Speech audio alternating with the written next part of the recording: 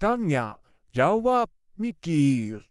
Tajami terus pikiran Anda dengan kebenaran firman Tuhan dan itu yang akan mengubahkan hidup Anda. Dosa sudah ditebus. Ada seorang saudara kita menanyakan demikian. Apakah seorang Kristen yang dosanya sudah ditebus, kalau membunuh, mencuri, dan kejahatan lainnya, apakah tidak berdosa lagi? Cerdaslah dalam beriman dan temukan kebenarannya. Yang pertama, penebusan adalah karya Tuhan untuk dosa-dosa manusia. Tuhan sudah sediakan caranya, jalannya, supaya manusia dapat diampuni dari segala dosa-dosanya dengan menerima kasih karunia-Nya, pemberiannya di dalam Kristus. Roma 6 ayat 23. Sebab upah dosa ialah maut, tetapi karunia Allah ialah hidup yang kekal dalam Kristus Yesus Tuhan kita. Yang kedua, ketika kita sudah diselamatkan, Tuhan memberikan pesan, kerjakanlah keselamatan.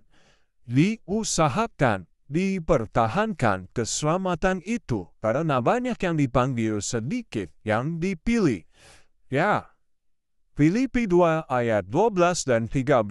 Hai saudara-saudaraku yang kekasih, kamu senantiasa taat. Karena itu, tetaplah kerjakan keselamatanmu dengan takut dan gentar. Bukan saja seperti waktu aku masih hadir, tetapi terlebih pula sekarang waktu aku tidak hadir. Karena Allah lah yang mengerjakan di dalam kamu, baik kemauan maupun pekerjaan menurut kerelaannya.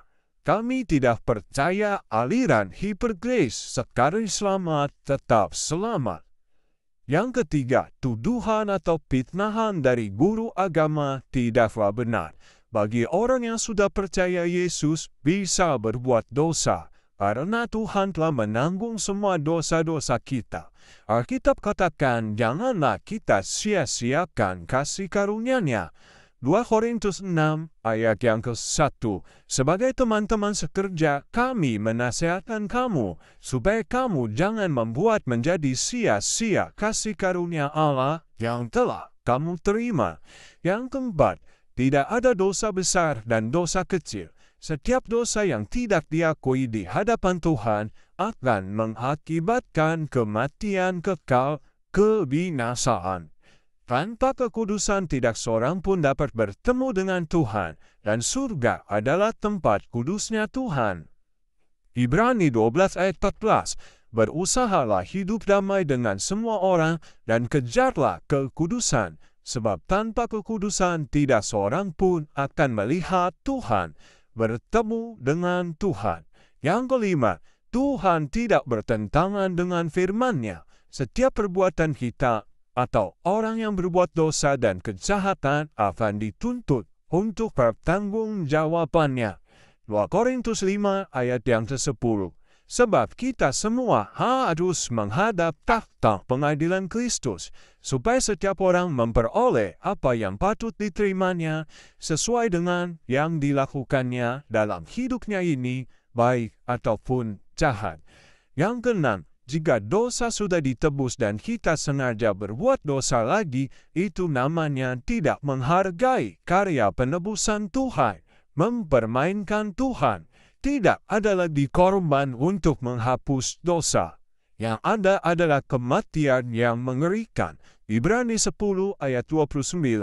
Betapa lebih beratnya hukuman yang harus dijatuhkan atas dia yang menginjak-injak anak Allah, yang menganggap najis darah perjanjian yang menguduskannya, dan yang menghina roh kasih karunia. Yang ketujuh, Matius 7 ayat 21 dan 23. Orang yang sudah percaya Yesus, jika dia tidak sungguh-sungguh bertobat, tidak ada buah pertobatannya, tidak ada perubahan dalam hidupnya, apalagi jika ia berbuat kejahatan di mata Tuhan, pada akhirnya akan dienyahkan Tuhan. Apakah berbuat kejahatan, membunuh, mencuri, bukan dosa? Jelas, dosa, karena melanggar perintah Tuhan. Tidak ada pembunuh, pencuri, dan pembuat kejahatan yang bisa masuk ke surga. Pesan Tuhan bagi orang yang sudah percaya Yesus, 1 Korintus 6 ayat 20, sebab kamu telah dibeli, dan harganya telah lunas dibayar. Karena itu, muliakanlah Allah dengan tubuhmu. Tuhan memberkati.